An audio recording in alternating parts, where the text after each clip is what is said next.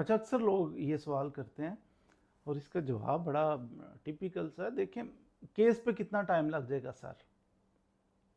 अब एक क्लाइंट को काबू करने के लिए, क्लाइंट को अट्रैक्ट करने के लिए कहना चाहिए सर बस फिक्र ही ना करें, 15 दिन लग जाएंगे, 1 महीना लग जाएगा, 2 महीने में हो जाएगा।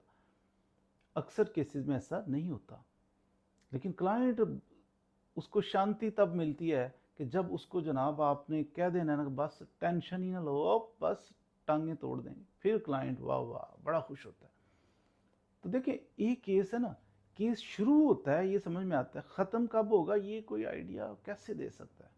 क्यों नहीं दे सकता आइडिया कि केस कब ख़त्म होगा? अब झूठ बोले बंदा तो कह दे बस टेंशन ही ना लो, 15 दिन में ख़त्म कैसे होगा? केस शुरू कर दिया, दूसरी पार्टी को नोटिस किया, नहीं आया, उसमें जनाब टीसीएस कर दिया, नहीं आया, अखबार में इश्तिहार दे दिया, नहीं आया, एक्स पार्टी हो गया, एक्स पार्टी चल रहा है, इस पर कितने महीने लग गए?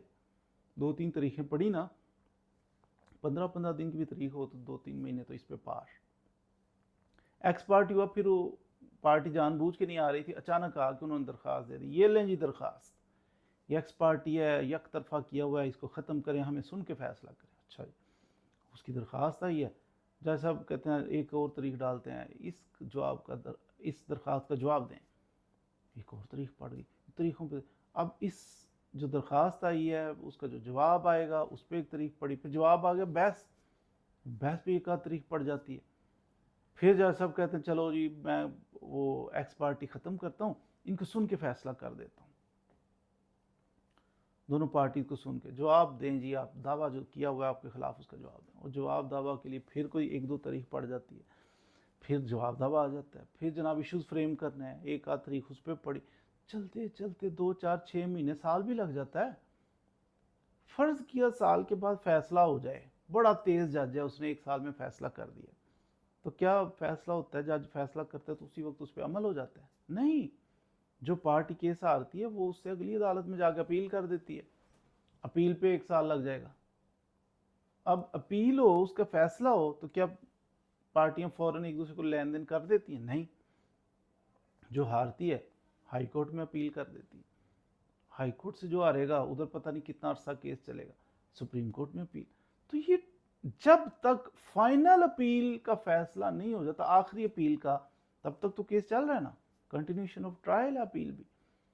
तो ये कहा कुछ नहीं, इसमें इस सारे प्रोसेस में ट्रायल कोर्ट, फिर सेशन कोर्ट, फिर जनाब हाई कोर्ट, फिर सुप्रीम कोर्ट, इसमें कितनी तारीखों पे वकील साहब ने जनाब कहना कि मुझे टाइम चाहिए, मुझे थोड़ा सा जनाब मेहरबानी करें, कितनी तारीखों पे वकील साहब बीमार हो जाना है, कितनी तारीखों पे हड़तालें होनी है वकीलों की, क्या होना है, कौन पहले से बता देगा टेस्टर लगा के?